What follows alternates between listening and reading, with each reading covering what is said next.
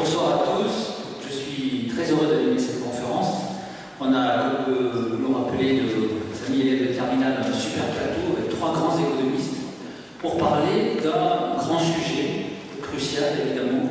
On voit tous combien les dégâts de la croissance zéro que connaît la France et même de la récession qui est en train de s'installer en Europe. Donc c'est vraiment la question que tout le monde se pose en ce moment et qu'on a envie de poser aux économistes. Comment retrouver notre croissance? Sur quel levier faut-il agir? Quelle est la malédiction qui touche l'Europe? Puisque je vous rappelle que l'Europe est la seule région du monde qui va connaître une récession cette année, d'après le FMI. Donc pourquoi ça repart aux États-Unis et pas sur le vieux continent? Donc il y a des dizaines de questions à poser à nos trois experts. Alors on a un peu changé l'organisation, c'est-à-dire qu'on va faire trois interventions assez courtes. On a prévu de faire en 10 minutes, un quart d'heure maximum, pour que les intervenants vous donnent leur point de vue sur retrouver la croissance et l'austérité est-elle nécessaire, traitant rapidement ces deux sujets. Et ensuite, dans le temps qui nous reste, on va évidemment lancer le maximum de questions et le débat avec la salle pour que ce soit très interactif. Donc je passe la parole à Philippe Askenazi qui va nous donner son point de vue en un quart d'heure maximum. Merci. Très bien. Merci de l'invitation et puis merci d'être venu ce soir. Bien qu'on se retrouve régulièrement sur France Culture, vous allez voir, on peut avoir de grandes différences. On n'est pas une série de clubs, je pense, même si on a eu des ordres aussi.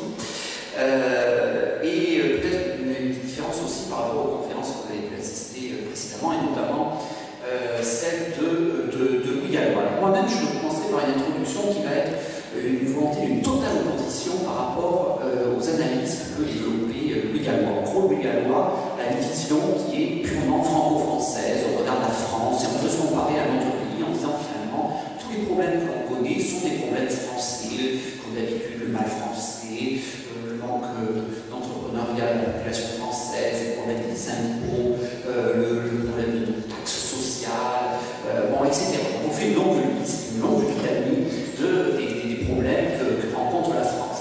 En oubliant certains des problèmes qui sont, par exemple, politiques plus que économiques, portant sur les Français. Mais tout est-il que mon message, c'est de dire qu'il n'y a pas un problème français, mais véritablement un problème européen, qui est d'une certaine manière illusoire, de se dire qu'il faut copier ce qui se fait en Allemagne, ce qui se fait dans les pays scandinaves, en espérant que ça résoudra aujourd'hui le problème de la crise européenne. Alors, vous pourriez dire, mais il est fou, parce que lorsqu'on regarde certaines statistiques, on s'aperçoit qu'en France, on a une montée du taux de chômage, en Espagne, une explosion, en Autriche ou en Allemagne, une baisse, et il est resté, sauf pour les jeunes, relativement modéré dans les pays scandinaves pour l'instant. Alors, moi-même, la petite présentation qu'ont fait les jeunes élèves ici, vous allez pouvoir comprendre que j'étais économiste du travail, au sens non pas nécessairement emploi, mais vraiment travail, comment on travaille, comment on produit. Je m'occupe essentiellement de questions, comment on génère la création de richesse dans les entreprises, qu'est-ce que c'est que la productivité, etc.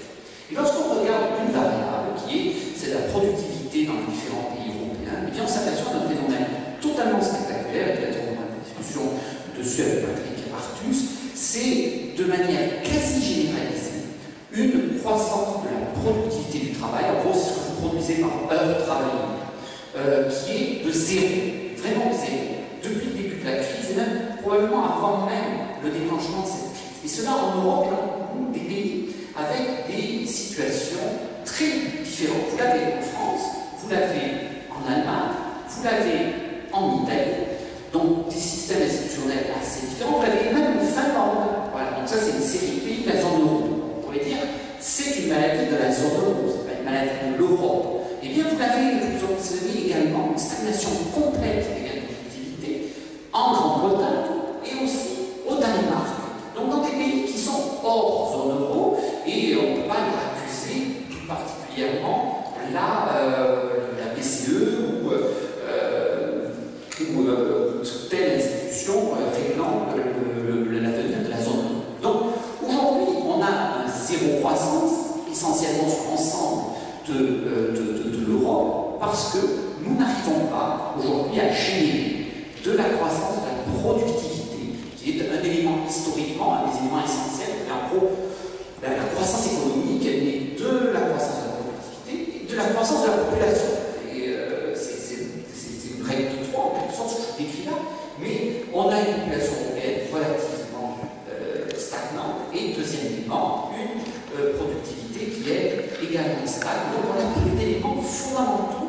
croissance économique. Alors ceux qui ont quand même un epsilon de croissance, eh bien, de manière étonnante, ça se traduit par une réduction du chômage jusqu'à l'Allemagne. Alors l'Allemagne, puisqu'elle a hérité de certains positionnements favorables, il y a peut-être un petit mystère allemand aujourd'hui qui peut se retourner tout à fait de même. Je trouve qu'aujourd'hui en Allemagne, il y a un soupçon encore de croissance, et comme il y a zéro gain de productivité, ça fait baisser le chômage. J'ai l'impression que l'Allemagne est florissante, alors que, à nouveau, je pense qu'elle souffre aujourd'hui du même mal que ce dont souffre la France ou l'Italie. L'Italie en souffrant peut-être depuis plus longtemps que nous. Alors une fois qu'on a dit cela, qui aurait un moteur essentiel de la croissance sur le continent qui est mort, voilà, qui est complètement à zéro, c'est à la fois, avant je vous donne quelques éléments d'explication très rapidement, c'est à la fois une très mauvaise nouvelle parce qu'il n'y a pas de croissance, mais aussi paradoxalement, c'est une relativement bonne nouvelle. C'est-à-dire que, en gros, puisqu'il n'y a pas de croissance de la productivité, pas de croissance économique tout court, parce qu'on mène de l'austérité très fort, eh bien, on n'a pas une explosion, on n'a pas une réussite, si vous voulez, pas une explosion du chômage aussi spectaculaire que ce qu'elle devrait être. En gros, si on avait une récession qui ressemblait, en termes de réaction des entreprises, aux précédentes récessions qu'on a pu connaître, par exemple au début des années 90, hein, si vous vous souvenez, il y avait encore la gauche au pouvoir, et puis pouf, on a eu Balladur qui est arrivé comme Premier ministre. À cette époque-là, on avait une crise économique qui était moins profonde qu'aujourd'hui, mais on avait eu un envol du chômage nettement plus marqué que ce que l'on connaît aujourd'hui. Et ce qui est vrai en France était vrai aussi dans les autres pays européens. Et si on voulait calquer la crise, la situation passée à la situation d'aujourd'hui, on devrait avoir, grosso modo, en Europe, environ 5, voire 10 millions de chômeurs de plus que ce que l'on connaît aujourd'hui. Donc, on a une sorte d'étrange crise où on a un zéro croissance, mais finalement une montée du chômage relativement modérée et une sorte d'économie en gros à la pesanteur. C'est-à-dire une situation où l'économie européenne est givrée. Non seulement on n'a pas de croissance, mais en plus on ne licencie pas autant que ce que font d'habitude les entreprises. Donc c'est une situation très étonnante. Et je dirais que historiquement, l'économiste se retrouve autant dépourvu que ce qu'il avait été dans les années 70. On avait connu un phénomène qui était alors inexplicable par les théories économiques, qui était une absence de croissance et une très forte inflation en même temps. Ce qu'on appelle maintenant la stagflation. Ce n'est pas expliqué par les théories économiques à cette époque. Aujourd'hui en Europe, on a finalement une croissance zéro, pas de gain de productivité, pas d'inflation, et là, c'est quelque chose aussi qui n'est pas expliqué par les manuels d'économie. Normalement, une récession, ça doit faire l'effet de nettoyage, c'est-à-dire sortir les entreprises,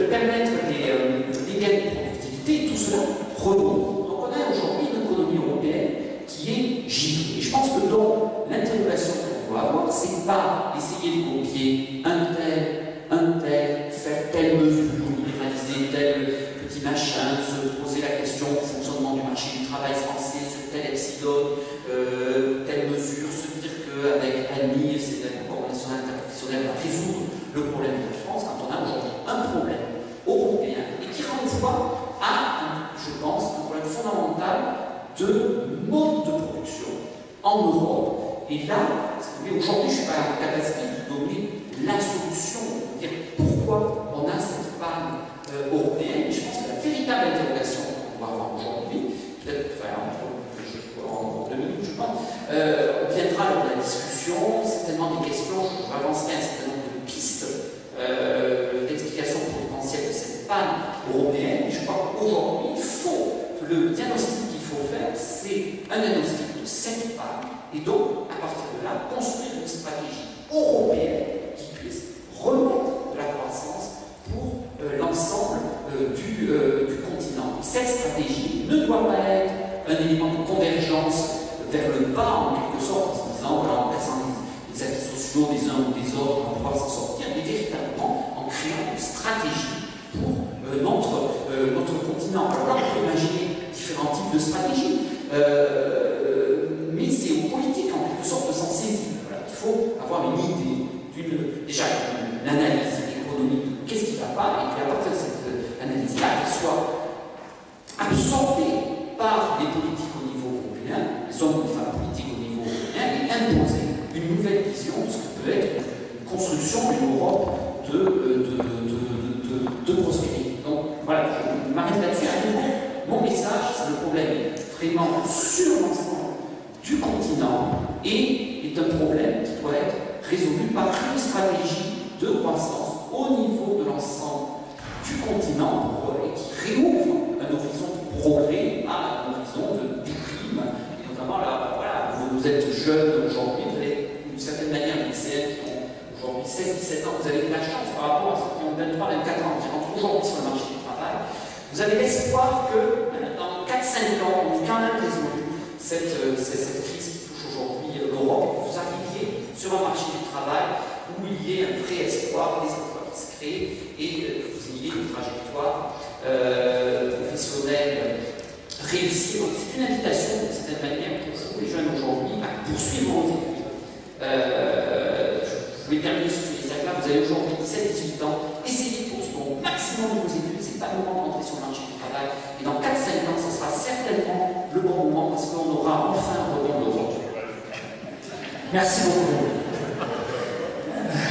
Merci beaucoup. Alors, propos très intéressants, assez paradoxaux, mais je trouve un peu, on en discutera tout à l'heure, assez déprimant, mais vous dites en 2 mots, c'est pas la peine d'essayer de lancer des réformes structurelles, de réformer comme certains le préconisent, ça sert à rien.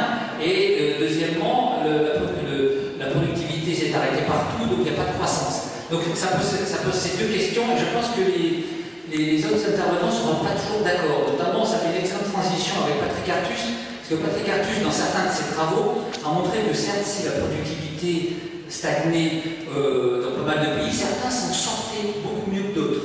Alors ça m'intéressera de savoir s'ils pensent que si tous sont à la même enseigne, si certains pays, la Suède, l'Allemagne, les États-Unis, au contraire, eux, ont de nouvelles ressources. Et deuxième question qu'on pourra poser aussi, c'est effectivement, est-ce qu'on peut lancer seul des réformes ou est-ce qu'il faut attendre que tout vienne d'une réforme globale au niveau européen? Donc je passe la parole à Patrick Artus pour qu'il développe son analyse. Merci Thierry, bonsoir à tous.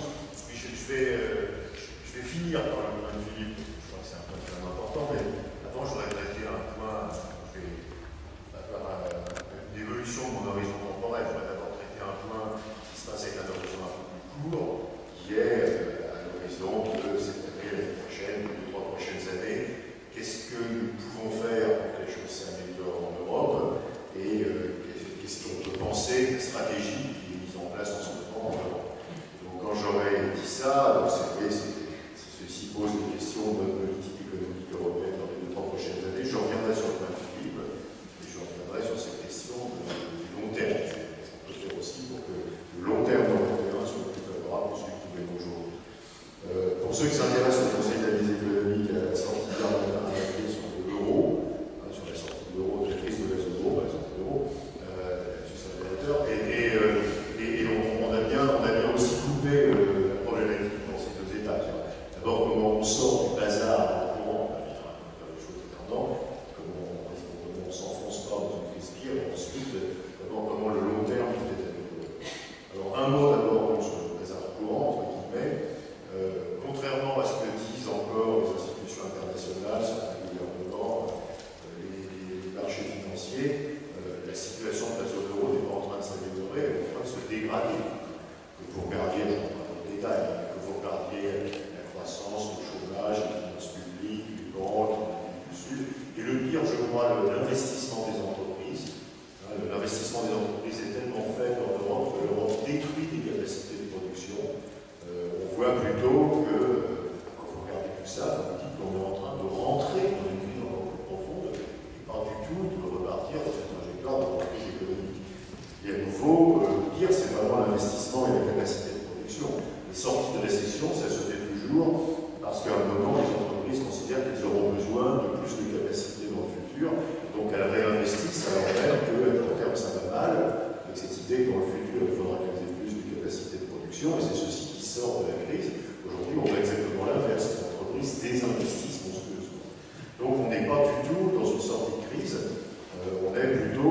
craint que si on ne fait rien, on soit dans une récession aussi affreuse que celle qu'on a vécue avec la faillite de Lehman en 2009. Alors que faudrait-il faire à court terme? Je crois qu'il faut avoir l'humilité de dire et de comprendre et d'admettre que la stratégie qui a été mise en place depuis 2009 pour sortir de la crise est un échec. Ce qui est d'ailleurs assez intéressant, c'est que quand vous parlez à la Commission européenne ou au Parlement, ou même à la BCE, à condition qu'il n'y ait pas de journalistes et pas de caméras, c'est quelque chose qui commence à affouler. Évidemment, le discours public peut être différent. C'était quoi la stratégie européenne depuis 2009 pour sortir de la crise? C'était de réduire rapidement et partout le déficit public, et c'était de faire ce que le jargon des économistes a appelé une dévaluation interne, par opposition aux vraies dévaluations, qu'on ne peut pas dévaluer. Il faut que les salaires et les prix baissent pour regagner de la compétitivité dans le pays d'un problème de compétitivité.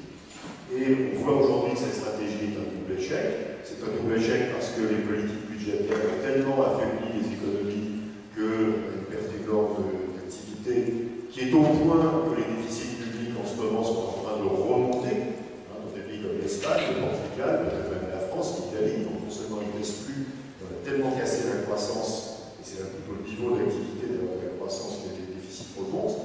Et deuxièmement, on s'aperçoit quelque chose qui est assez bizarre, je n'ai pas le temps de l'expliquer tout à l'heure, c'est qu'on croyait qu'en Europe, on avait des marchés du travail rigides et des marchés des biens et services flexibles. Or, la crise fait baisser les salaires et pas les prix. Comme les salaires baissent et pas les prix, c'est un équilibre terrifiant parce que vous tuez le pouvoir d'achat et vous ne gagnez pas de compétitivité parce que vous exportez plus si vos prix baissent. Regardez en Espagne, il y a 2,5% d'inflation exactement comme avant la crise et les salaires ont baissé de 10%. Vous avez ruiné le pouvoir d'achat des Espagnols sans améliorer la situation de compétitivité.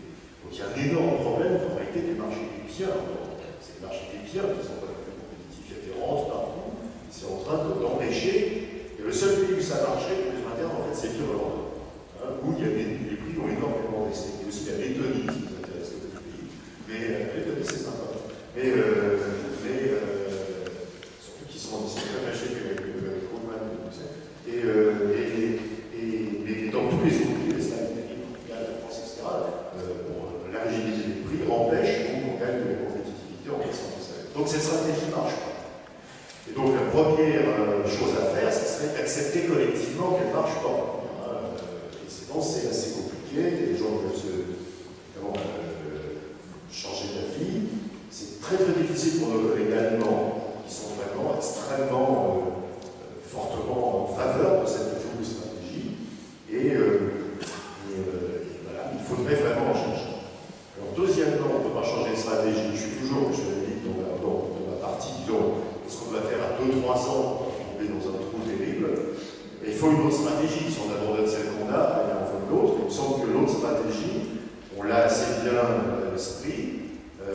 C'est d'une part une stratégie où il faut aider au désendettement. Il faut oublier que la crise, c'est essentiellement une crise de l'excès d'endettement de tout le monde, des ménages, des entreprises, des banques, des États.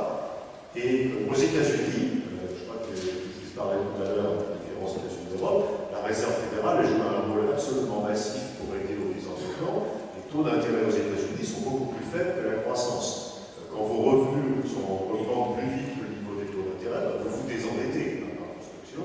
C'est ce qui se passe aux États-Unis. Les ménages américains sont revenus à leur taux d'endettement de 2002, avant la bulle immobilière. Donc qu'est-ce qui se passe? Ils reconsomment, ils rachètent des maisons. Les ménages européens sont toujours au niveau d'endettement le plus haut de 2008. Pourquoi? Parce que la BCE a un blocage idéologique qui est nous ne voulons pas acheter des dettes publiques.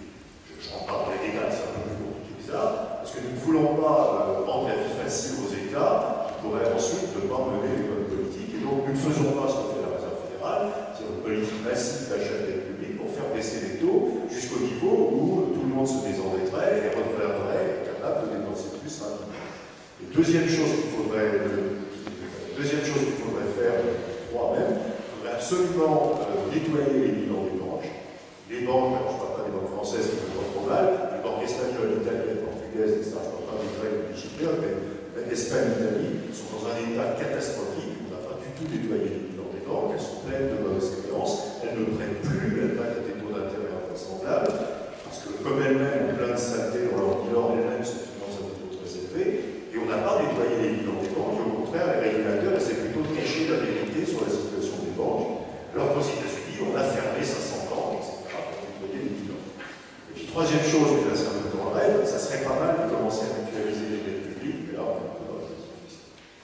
Donc voilà, je crois qu'il faut vraiment changer de stratégie. Alors pourquoi il y a un blocage? Il y a un blocage idéologique à la BCE qui ne veut pas de cette politique d'achat de dette publique qui fait baisser les taux d'intérêt. Je ne parle pas des taux français, des taux espagnols, italiens, grecs, etc. Et parce que les États du Nord, les pays du Nord de la zone euro, ne veulent pas contribuer à l'assainissement du Sud. Donc, par exemple, c'est un fonds européen qui s'appelle l'ESM, qui pourrait lever très facilement énormément d'argent sur les marchés, les gens se taqueraient pour acheter les obligations de l'ESM, et l'ESM n'a pas le droit de recapitaliser les banques, parce que les pays du Sud disent bah, c'est la responsabilité des pays du Nord, des Allemands, etc. C'est la responsabilité des pays du Sud de nettoyer leurs banques, c'est pas l'Europe. Deuxième blocage idéologique.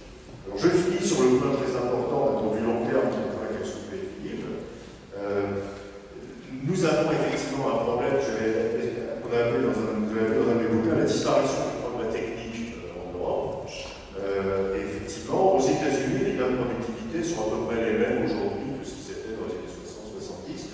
En Europe, on part de 3% dans les années 60, on arrive à 0 aujourd'hui. Et ceci, d'abord, c'est très grave, parce que ça veut dire que ça fait disparaître la capacité de croissance. Mon mot de prudence, je ne vais pas rentrer dans un débat technique ce soir avec Philippe, c'est qu'il y a quand même deux explications. Et sur l'Allemagne, je suis en désaccord avec toi, c'est vrai que les gains de productivité sont très faibles en Allemagne, mais c'est pour une raison qui est assez différente de ce qu'on voit en France et en Italie, c'est que les Allemands ont créé énormément d'emplois peu qualifiés. Donc en fait, on a eu une hausse de l'emploi peu qualifié à cause des politiques de dérégulation du marché du travail. On peut pas aider ces politiques, mais elles ont effectivement provoqué une très forte hausse des emplois de services peu qualifiés à une productivité faible. Et c'est ça qui explique la faiblesse de la productivité allemande. Dans l'industrie allemande, il y a 5% par an de la productivité. Donc c'est vraiment un effet. Donc c'est pas une mauvaise idée de créer des emplois peu qualifiés. Il ne faut pas traiter de la même façon la faible productivité allemande que la faible productivité française ou italienne, qui vient vraiment de ce qu'il y a plus de progrès technique. D'ailleurs, qu'il faut non seulement pour la productivité du travail, mais aussi pour la productivité du capital. Alors juste un mot, j'ai essayé vraiment de regarder ça. Mon impression, il ne faut pas être très affirmatif, en tout cas ce qui est juste, c'est que quand vous regardez les pays qui ont encore des gains de productivité importants, comme la Suède ou les États-Unis, ce qui différencie ces pays de la France ou de l'Italie, par exemple, ce n'est pas le niveau d'investissement des entreprises, c'est la nature de leurs investissements. Quand vous regardez la part du capital en nouvelles technologies dans le capital des entreprises américaines, c'est 40%, en France et en Italie, c'est 15%. Donc on a un capital beaucoup moins moderne que le capital des entreprises aux États-Unis ou en Suède, ou même en Allemagne. Avec leur robot de Hambourg, dont tout le monde connaît les chiffres, les entreprises françaises ont acheté 3 000 robots l'année dernière, les entreprises allemandes 19 000 robots. Donc je crois que la question qu'il faut poser, c'est pourquoi les entreprises françaises ou italiennes n'investissent pas dans du capital moderne. Ça, c'est une question qui est peut-être en marge de l'économie. Alors, conclusion de tout ça, qu'est-ce qu'il faut pour redresser la productivité? Il y a quand même une très grosse littérature, j'ai regardé récemment, qui est vachement intéressante à regarder, qui est la littérature sur l'effet sur la productivité des investissements en infrastructure. Parce que c'est quand même une piste extrêmement intéressante. Vous vous dites, finalement, puisqu'on a une capacité à s'endetter au niveau européen, on peut investir au niveau européen dans l'énergie, dans le transport, dans le numérique, etc. On a l'argent pour le faire, honnêtement. Et donc, si on pense que ceci fait de la productivité, c'est bien. Et il semblerait, cette littérature, la littérature économique est un peu controversée, mais il y a une grosse majorité des travaux qui montrent que les pays qui font des investissements intelligents en infrastructure publique refabriquent de la productivité. Je crois qu'il y a une piste intéressante dans cette capacité de l'Europe à faire des investissements intelligents en infrastructure, par exemple par la Banque européenne d'investissement. Alors, conclusion, je crois qu'on a le choix en deux modèles pour la zone euro. Si on ne fait rien, je voudrais juste qu'on prenne une petite seconde super Valérie là-dessus, on voit où on va aujourd'hui. C'est assez simple. Et quand je parle à certains de mes collègues allemands, ils disent d'ailleurs, ce verrou on va est inacceptable. C'est donc une énorme ouverture des inégalités de revenus entre les pays. Les pays du Sud deviennent de plus en plus pauvres, les pays du Nord de plus en plus riches. Et puis, ce qu'on commence à voir massivement, des migrations. Les salariés un peu qualifiés des pays du Sud vont dans les pays du Nord. L'année dernière, il y a 300 000 Espagnols qui ont quitté l'Espagne, pour 200 000 sont allés en Allemagne. Donc on commence à voir. Alors si vous réfléchissez, vous dites finalement, et alors quel est le problème? Ça marche comme ça aux États-Unis. Il y a des régions pauvres et les salariés qui peuvent travailler dans les régions pauvres vont dans les régions plus riches travailler. Donc les régions pauvres deviennent très pauvres et très dépeuplées, et les régions riches deviennent plus riches et plus peuplées. Et alors, quel est le problème? C'est que l'Europe, c'est un vrai pays. Ça crée des inégalités. Bon, c'est comme ça que ça marche partout. Alors évidemment, du point de vue de l'Europe, c'est pas inacceptable. Après tout, il vaut mieux avoir un Espagnol travaillant en Allemagne que chômeur en Espagne. Du point de vue de l'Espagne, c'est totalement inacceptable. Donc, si vous raisonnez au niveau des pays, ils vont devenir plus pauvres, se développer, ils vont garder une neutralité, etc. Donc c'est quand même la faute au niveau des pays. Mais c'est ce vers quoi on va si on regarde la stratégie courante. Et l'autre modèle, c'est ce que j'appelle solidarité conditionnelle, c'est-à-dire on met de la solidarité, donc les pays plus riches aident les autres à nettoyer leurs banques, ils aident les autres à faire des investissements en infrastructures intelligents. Donc on fait cette solidarité entre les pays, qui doit être conditionnelle, parce qu'on ne peut pas financer des investissements dans les pays du Sud s'ils ne font rien eux-mêmes pour s'aider. Et je crois qu'aujourd'hui, on est à cet équilibre-là. C'est-à-dire soit on va rester dans ce qu'on fait depuis 4 ans, et on va aller dans cette Europe mondiale finalement acceptable pour certains, et puis peut-être plus efficace économiquement, si on pourrait considérer que globalement, ou bien on va aller vers un modèle plus solidaire, où les pays vont mettre au beau ensemble, pour pouvoir faire des investissements intelligents, pouvoir remettre les banques d'État pour faire repartir la croissance, et ça va se décider à ce qu'il parce qu'il y a quand même l'urgence. Merci beaucoup. Donc ça annonce un débat très intéressant, puisque je trouve des points de convergence. J'imagine que vous allez être d'accord pour dire que la stratégie au niveau européen n'est pas la bonne. En revanche, vous avez noté l'avis de Patrick Artus sur l'Allemagne. Ça m'intéressera beaucoup de confronter les points de vue. Philippe Ascanati nous disait qu'il ne fallait surtout pas regarder le modèle allemand.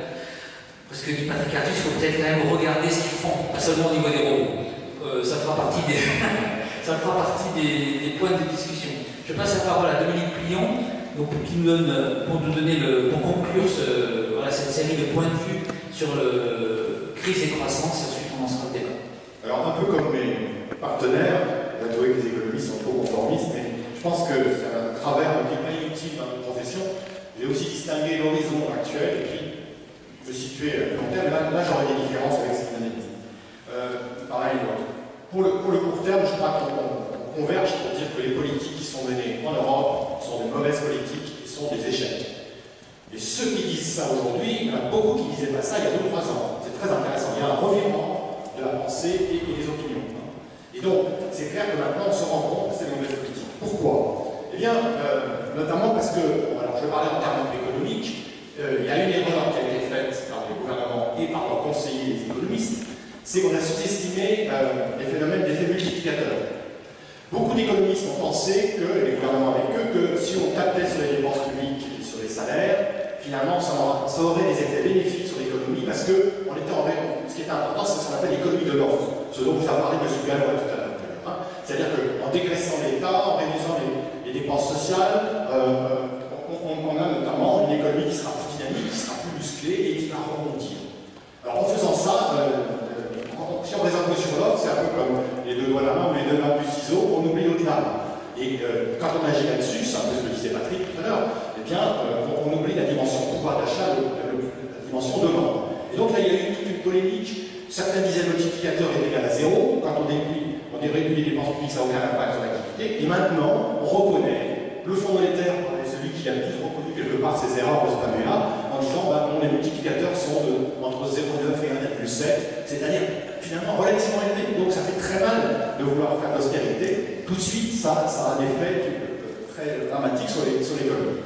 Alors, l'autre point qui en dérive aussi, c'est qu'on n'a jamais vu une situation dans laquelle un groupe de pays interdépendants se met à freiner tous ensemble, donner des résultats positifs en termes de croissance, en termes de développement. La grande erreur, ça a été aussi de sous-estimer les interdépendances entre les économies, car si elles sont hétérogènes, ces économies entre le Nord et le Sud, par exemple, elles sont aussi extrêmement interdépendantes. C'est ce que tu disais à l'instant, l'Europe devient de plus en plus une zone intégrée. Et donc ça, c'est incroyable de voir à quel point les erreurs ont été faites dans ce domaine, on n'a en tout cas pas voulu voir ça.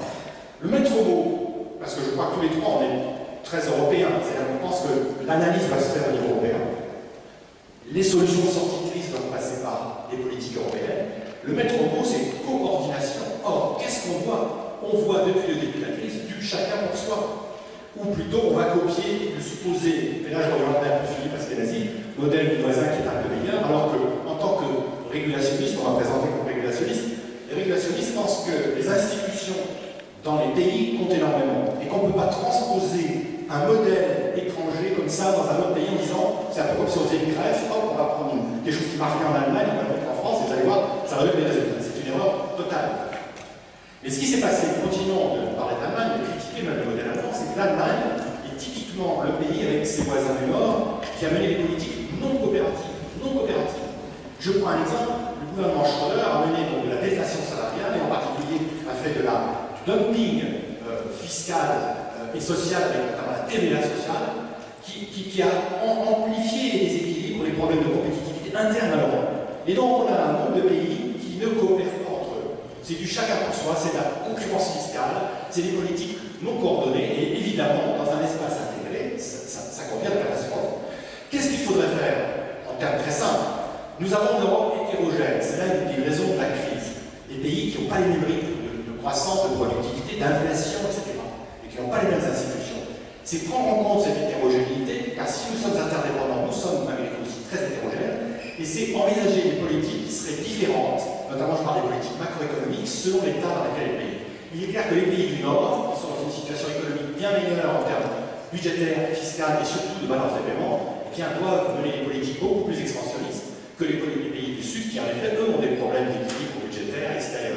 Or, c'est pas du tout ce qui se passe. Il y a absolument, c'est le même modèle qu'on va appliquer partout. Donc, erreur totale sur toute la ligne, et le résultat, on l'a. Je pense qu'on est dans une récession plus grave, et qui va malheureusement nous coûter très cher, qui a un coût économique considérable, et même si Philippe tout à l'heure disait le chômage est beaucoup moins important que ce qu'on aurait pu craindre, il n'empêche que le coût social en termes de chômage va être absolument considérable, parce que le chômage va continuer d'augmenter, même si certains hommes politiques nous promettent qu'à la fin de l'année, les choses vont s'inverser. Alors, je crois qu'on est entré dans une phase de croissance faible et lente. Et c'est là que je voudrais être un peu iconoclaste, un peu provocateur. Et alors, est-ce que finalement, nous ne sommes pas dans une situation, je ne dirais pas qu'elle est souhaitable, mais qui finalement, on doit accepter maintenant en Europe, et je dirais aussi dans les pays industrialisés, anciennement industrialisés, dans lesquels j'inclus les États-Unis, de rentrer dans un régime de croissance beaucoup plus lent que celui que nous avons connu dans le passé. Et ceci est normal et même peut-être souhaitable. Alors, normal. Il y a une étude qui m'a beaucoup plu, que mes camarades doivent connaître, et que je vous incite à regarder, alors elle est en anglais. C'est un économiste américain qui travaille beaucoup sur le long terme, notamment il étudie les révolutions industrielles, les rythmes de croissance depuis le XVIIIe siècle. Il s'appelle Robert Gordon. Il a fait un article qui commence « Is US economic growth over ?» Est-ce que la croissance économique aux États-Unis est finie? C'est-à-dire, il n'y a plus de perspective de croissance. Et dans cet article, il compare les différentes révolutions industrielles, donc il raisonne sur le long terme, et il dit finalement, les deux premières se sont traduites par des vagues de croissance induites par les innovations longues. Là, on est dans un système, apparemment, dans cette troisième révolution industrielle à laquelle nous sommes, où les gains de productivité tout à fait considérables, qui ont émergé dans les années 90 notamment, sont en train de s'essouffler beaucoup plus rapidement que dans les précédentes révolutions industrielles. Donc il y a des explications, et donc on rejoint la question de la productivité dont on parlait tout à l'heure. Et si vous voulez, il y a aussi d'autres raisons qui sont analysées dans son article, sur lesquelles je vous propose de réfléchir, en tout cas de les écouter. C'est qu'il dit qu'il y a probablement la fin du dividende démographique. Tout à l'heure, on a parlé de la croissance, la démographie peu dynamique. C'est un facteur de dynamisme, la croissance de la démographie augmente rapidement. Et bien là, on a probablement, on a parlé de la France est un de ceux qui réagit mieux, mais on se parle démographie. De ce point de vue-là, à long terme, on est mieux loti que l'Allemagne, par exemple, ou certains de nos voisins.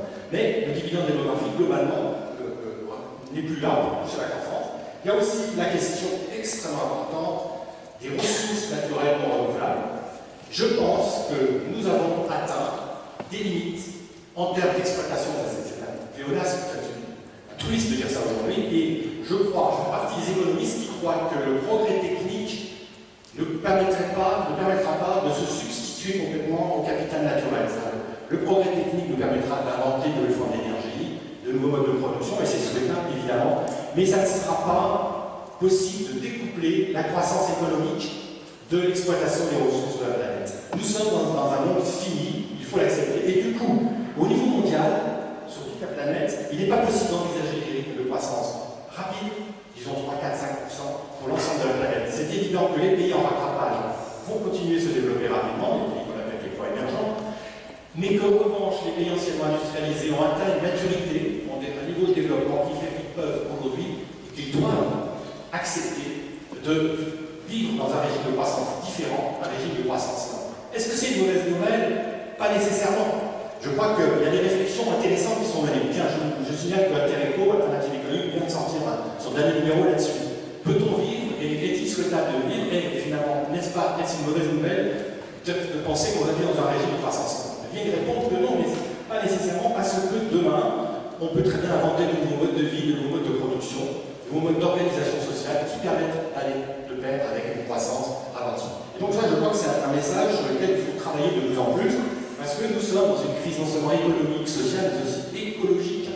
Et on ne peut pas aujourd'hui penser qu'on va croître à des rythmes aussi importants que l'an passé. Il faudrait renouveler le concept de croissance, inventer et mettre en place de nouveaux indicateurs pour comprendre la création de richesse.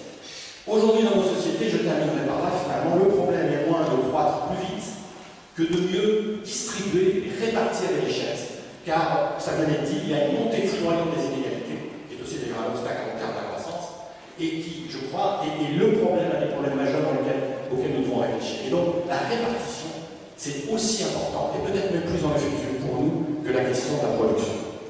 Je m'arrête là. Merci beaucoup.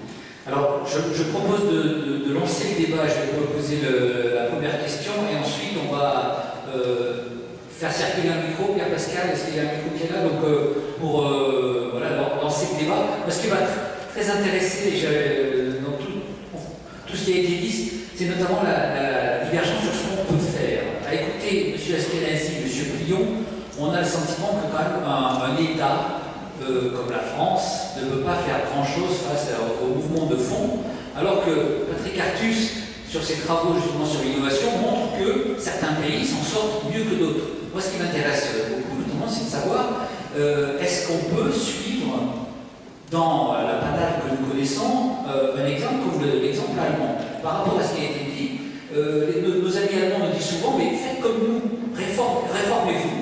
Nous en avons beaucoup souffert au milieu des années 2000, et voilà où nous en sommes, avec un taux de chômage de 7%, alors que la France a dépassé 10%. Donc la première question que j'ai envie de poser, c'est est-ce qu'il y a quand même une marge de manœuvre par rapport à tous ces fondamentaux que l'on a décrits pour un pays comme la France, ou est-ce que ça ne peut se régler qu'au niveau européen ou international? Donc Philippe Askenazi, et ensuite Patrick Artus.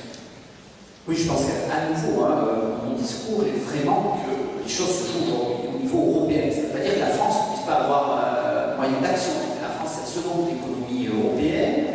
Dans un horizon de 30 à 40 ans, ça sera certainement la première économie européenne, en tout cas la première population européenne, c'est quasi certain, malgré l'immigration actuelle qu'il peut y avoir en Allemagne. Disons, si on avait un pouvoir politique fort avec des idées claires, la France pourrait avoir une action au niveau européen et pourrait changer la direction de la politique européenne aujourd'hui. Je dirais que ça fait quand même, c'est pas aujourd'hui qu'on découvre qu'on est parti dans la mauvaise direction, ça fait depuis 2-3 ans que l'on sait pertinemment qu'on va dans la mauvaise direction elle-même. Il ne faut pas raconter des blagues, les gens à la lycée le savaient dès le départ. La seule chose, c'est qu'on se disait, on va utiliser l'austérité, etc., comme levier pour mettre en œuvre des politiques que l'on voulait, c'est-à-dire continuer à flexibiliser le marché du travail. Bon, la seule chose, c'est qu'ils sont venus le curseur tellement loin qu'ils nous ont enfoncés dans une crise profonde. Ils sont obligés eux-mêmes de dire on s'est trompé. Et tout le monde était parfaitement conscient au départ qu'il ne fallait surtout pas faire cela.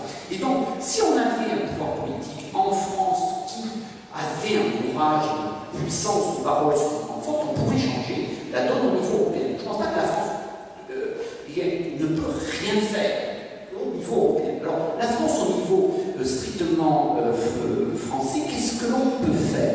Alors, je pense typiquement, genre de mesure, et quand je reviens à les jeunes, dans les choses qu'il faut faire aujourd'hui, c'est se tourner vers notre jeunesse, et non pas se tourner avec des outils comme le contrat de génération ou le succès d'emploi jeune, qui fait que les jeunes vont se dépêcher d'aller sur le marché du travail, mais au contraire, faire comme ce que font d'ailleurs les Américains, parce qu'on compare les Américains, on dit c'est beau, ils ont la productivité, etc.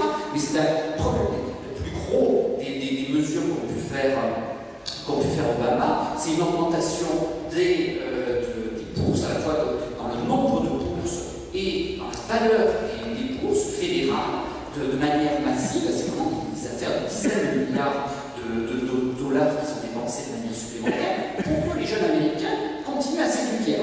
Il y a un phénomène un petit peu pervers qui continue à s'éduquer et en même temps ils s'endettent pour s'éduquer parce qu'ils sont endettés aux États-Unis, qui poursuivent leurs études, en partie financées par l'État et en partie endettés sur eux-mêmes, avec un espoir qu'il y ait une croissance qui revienne. Alors je ne dis pas de prendre le modèle américain qui en plus endettement de fou des jeunes, mais là, je pense qu'aujourd'hui, s'il y a une chose à faire en France contre le chômage des jeunes, c'est bien de faire en sorte que vous, jeunes, vous poursuiviez les études le plus longtemps possible avec des études de qualité. Donc, il faut mettre de l'argent, en fait, non pas sur un crédit d'impôt, compétitivité, emploi, mais sur massivement des bourses. En gros, il faudrait multiplier les bourses universitaires par 6 pour être au nombre de bourses en ratio de nombre de jeunes américains. Pourquoi ne faisons pas ça? Moi, je pense que c'est une priorité aujourd'hui, lutter contre le chômage des jeunes via poursuivre le plus longtemps possible l'éducation des jeunes. Et voilà, si je me trompe et que finalement il n'y a que l'Allemagne qui fonctionne au niveau européen et que la France ne démarrera pas, là, au moins vous aurez un bagage suffisant de formation pour pouvoir partir en Allemagne et trouver un job. Prenez la note de Patrick Artus. Et aussi. Patrick Artus, justement, la marge de manœuvre des États, quand on voit les succès suédois et allemands, est-ce que ça veut dire que malgré les grands mouvements négatifs, les pays peuvent s'en sortir, y compris en Europe actuellement? Peut-être je vais dire un tout petit mot sur le Gordon. J'ai été extrêmement surpris par le Gordon, parce que quand même, objectivement aux États-Unis, enfin, c'est une observation factuelle, les gains de productivité sont aussi rapides aujourd'hui qu'il y a 40 ans. Il n'y a pas pour l'instant des gains de productivité. Alors, voilà. Et je pense que, sûrement ce débat va tous s'entretuer sur un avenir gouvernement, mais ce que les États-Unis sont en train de faire sur l'énergie, je suis assez d'accord avec eux sur le fond, mais ça repousse quand même l'énergie, ça ne casse le schiste, on dirait avant, ça repousse la limite aux États-Unis de façon considérable, parce qu'ils ne savent plus quoi faire de leur énergie, et ils ont de l'équivalent pétrole, y compris du pétrole d'avant le choc pétrolier des années 70. Donc ils ont en tout cas gagné au moins 20 ou 30 ans sur le problème de leur rareté, au moins sur l'énergie. Il reste un énorme problème mondial sur les métaux, sur ta question, 3 choses. Il y a des choses qui peuvent se faire en Europe. Les infrastructures énergétiques, on ne va pas les faire en France. Le réseau d'université, on va le faire en France. Les infrastructures de transport, on va les faire en France. On n'a pas d'interconnexion électrique dans les pays européens, c'est hallucinant. On pourrait économiser 10% de notre électricité en interconnectant les réseaux de façon intelligente. On ne le fait pas.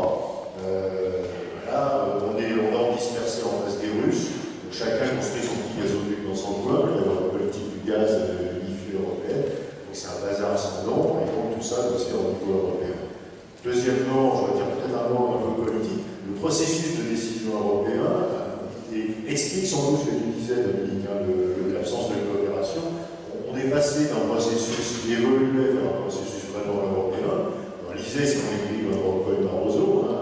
Ce n'est pas des génies, ils ont écrit un papier qui est assez sympathique où ils disent finalement l'évolution institutionnelle normale, c'est qu'on a un Parlement européen qui est le Parlement européen et qui prend des décisions, vraiment. Et puis on a un exécutif européen qui est la Commission, et c'est eux qui deviennent l'exécutif et le législatif européen. On est complètement parti à l'envers de ça, parce qu'on est dans l'intergouvernemental complet. Les trucs se font entre 11h du soir et 3h du matin. Vous avez dans la gestion de Chypre entre 17h. Bon, il ne faut pas dire ce qu'a dit le camarade Mélenchon, mais alors, 17 gars, pas forcément malins quand même, parce qu'on est sorti. En plus, quand vous parlez aux parlementaires européens qui suivent les dossiers, radicalement incompétents et radicalement non informés, ils rentrent en réunion aux 11h du soir, ils n'ont pas mis un post-it dans le dossier, ils sont pas ouverts, et alors qu'il y a des gens au Parlement et à la Commission qui sont depuis des années en train d'appliquer ça. Donc l'intergouvernemental européen, ça crée juste, c'est des petits arrangements entre amis où chacun le pense casse ce qu'il pourra dire à son opinion publique nationale en venant, et c'est dramatique par rapport à l'évolution vers un processus européen de décision. C'est une volonté de Sarkozy et Merkel de remettre l'intergouvernemental au centre. Donc, le Conseil européen a pris le pouvoir. Depuis que le Conseil européen a pris le pouvoir, le processus de décision est totalement catastrophique. Donc, je crois qu'il y a un vrai problème institutionnel. Troisième dernier point, France-Allemagne.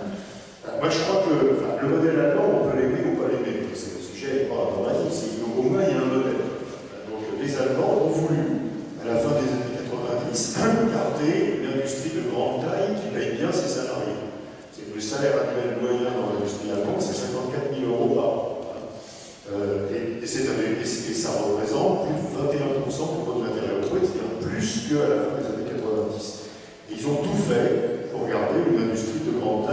bien ses salariés. Donc, ils sont montés en gamme, on parlait des robots tout à l'heure, et ils ont fait une réforme du marché du travail qui n'a pas du tout touché l'industrie.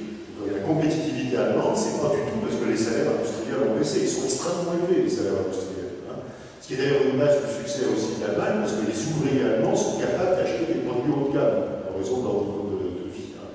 Ils ont déréglementé le marché des services. Les salaires qu'on baissait en Allemagne, c'est des salaires des services, surtout la partie peu qualifiée des services, hein, les services à la personne, le transport, la distribution, la construction. Et là, effectivement, ce que disait Louis avant, il y a des salaires extrêmement faibles. Hein, parce que ça a été complètement déréglementé, qu'il n'y a pas de salaire minimum, que les indemnités chômage s'arrêtent au bout de 6 mois, et ça a créé des tonnes d'emplois mal payés dans les services. Et il faut que vous sachiez, parce que c'est important dans le raisonnement, que l'industrie consomme énormément de services. La consommation de services par l'industrie, c'est autant que la valeur ajoutée de l'industrie. Vous achetez une voiture, il y a dans la voiture plus de salaire des services que de salaire de l'industrie. C'est assez impressionnant. Et les salaires des services en Allemagne ont beaucoup baissé.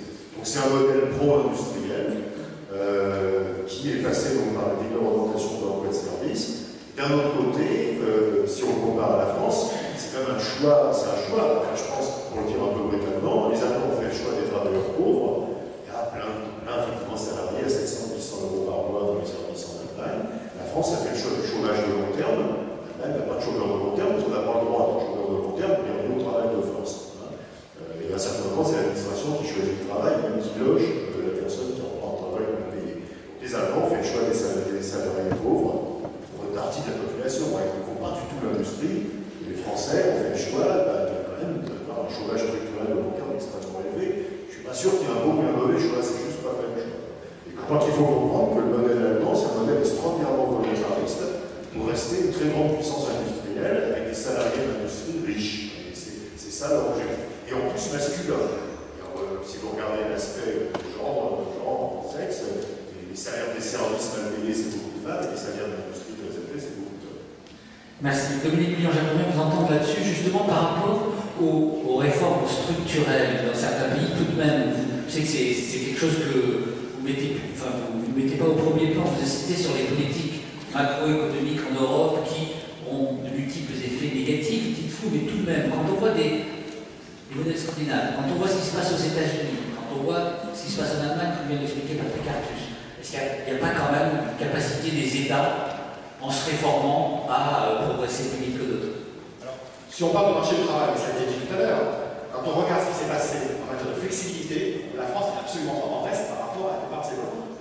Je suis désolé, c'est faux de dire que le marché du travail en France est rigide et c'est pas flexibilisé, c'est considérablement flexibilisé.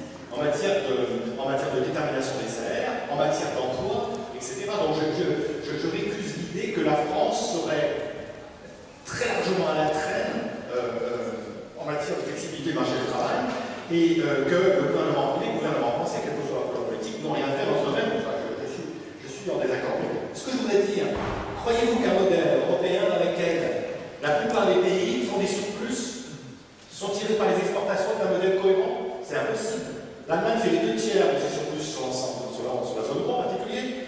C'est un modèle tiré par les exportations, c'est pas transposable. Donc quand vous nous dites, quand les uns et les autres disent faisons le modèle allemand, c'est totalement impossible. Donc ça veut dire qu'aujourd'hui, il faut que, et c'est là que la coopération intervient, il faut que les pays comme l'Allemagne acceptent de recentrer une partie du moteur de leur croissance sur leur économie domestique et non pas principalement très largement tiré par les exportations. C'est vrai pour d'autres zones du monde, on pense à la Chine, etc. C'est-à-dire qu'aujourd'hui, on est dans une perversion de ce type de développement qui a des effets négatifs pour un grand nombre d'autres pays. Alors bien sûr, il y a des pays plus efficaces que d'autres, mais si vous voulez, l'Europe ne pourra pas continuer à fonctionner, monter des déséquilibres internes, notamment au niveau des échanges extérieurs, avec un groupe de pays ultra performants qui fait les excédents colossaux sur le reste des pays qui ont du mal à suivre. Ces autres pays, bien sûr, doivent faire des réformes, notamment des réformes de structure, il n'y a pas de problème.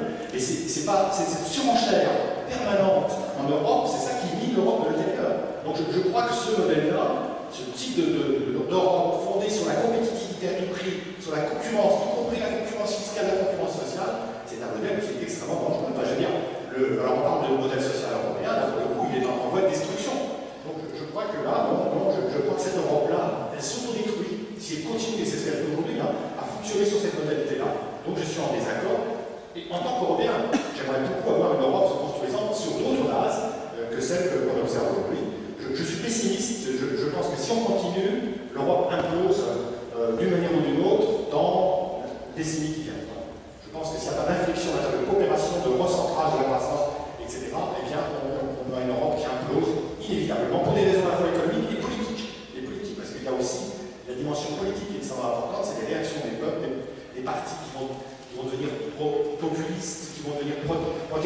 face à, justement à ces situations de déséquilibre insupportables. Donc je crois qu'on est dans une très très mauvaise trajectoire. Merci. Patrick Artus, vous voulez répondre juste sur un point sur le marché du travail, il n'est pas d'accord? Non, je ne sais pas si je suis d'accord, je voulais juste préciser ce que dit Dominique. Le marché du travail français est extrêmement flexible, d'une façon extrêmement bizarre et d'ailleurs relativement odieuse.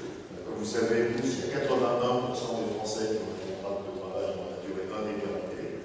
Ce chiffre a plutôt augmenté. Il y a plus de Français en CDI dans la population d'une dizaine d'années. Et quand vous calculez le taux de chômage des CDI, il est strictement plat. Il n'a aucun effet de récession des cycles. C'est 5, quelque chose %, comme ça ne touche absolument pas. La totalité de l'ajustement du marché du travail dans les récessions des cycles se fait sur deux catégories qui sont les CDD et les intérimaires. Et donc, qui représentent 19% de la population, beaucoup plus chez les jeunes. Et donc, c'est une flexibilité très très bizarre, parce qu'elle ne concerne que 20% des salariés et pas du tout les 80% d'autres. Et moi, je pense qu'il y a des choses de façon un peu violente, je dis comme ça, les syndicats en France ne représentent que les 80% qui ne sont pas en réalité laissés dans le chômage. Ou dans des cas totalement extrêmes de plans sociaux. Vous savez que les plans sociaux, ça ne représente que 3% des entrées à Pôle emploi. C'est pas du tout ça. Les entrées à Pôle emploi, c'est presque uniquement des fins de CDD ou d'intérim. Et puis, autre chose, juste un mot de précaution, vous lisez partout dans les médias que 81% des nouveaux contrats de travail sont des CDD. Vous, ça ne veut pas du tout dire qu'il n'y a plus de CDI. Oui, il y a toujours 80% de CDI et ça augmente. C'est que simplement, au cours du temps, la durée des CDD s'est considérablement réduite. Donc c'est un truc qui tourne à toute allure. Donc il y a des jeunes, vous connaissez tous plein, qui font N CDD par an. Et donc ce que ça représente, c'est l'accélération de la rotation. C'est que maintenant, il y a des CDD à 1 demi-jour. Qui sont signés. Mais en réalité, le marché du travail est totalement dual. Et il n'y a pas de précarisation du marché du travail, parce que du coup, la fraction de la population qui est en CDI est plutôt en train d'augmenter. Philippe Pascalesi n'est pas d'accord aussi, donc il va s'exprimer sur le sujet. Très vite, en fait, c'est plutôt vous inviter, la semaine prochaine va sortir notre Terra Nova, je suis co-signataire sur cette question-là, et on va démontrer qu'on n'est pas dans ce dualisme 80, 10 ou 20, en fait, on joue des chômeurs à l'intérieur, mais plutôt 2 tiers, 1 tiers, et 2 tiers de personnes qui sont en gros précaires, menacées ou autres. Je crois que Patrick Artus, en fait, n'a certainement pas depuis longtemps rencontré beaucoup de travailleurs, et il y a beaucoup de gens en CDI qui sont dans une situation qui est en fait extrêmement précaire. Lorsque j'ai bien une foultitude d'exemples.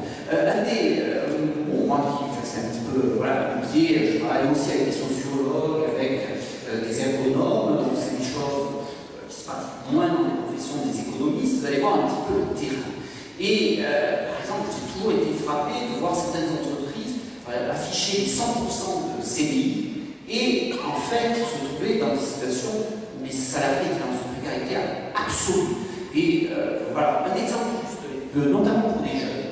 Vous avez des emplois dans des centres dentaires. Eh bien, vous avez des centres dentaires qui sont par exemple spécialisés sur